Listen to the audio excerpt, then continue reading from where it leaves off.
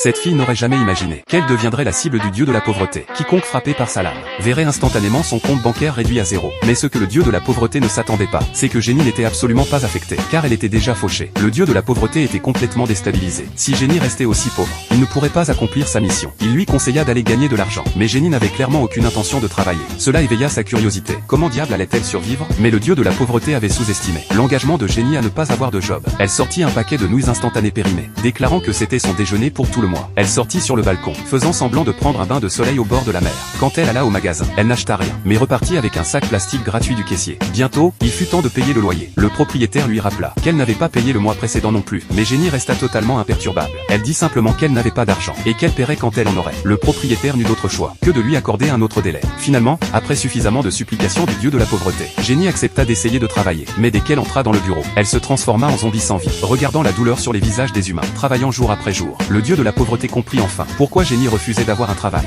Il n'en pouvait plus, désespéré de compléter sa mission. Il révéla sa véritable forme et saisit Jenny de force. Il allait lui pomper toute sa richesse future. Jenny fut jetée de côté. Le dieu de la pauvreté tendit la main pour récolter sa fortune. Mais rien ne se produisit. Et à la seconde suivante, ce qu'il vit le laissa complètement stupéfait.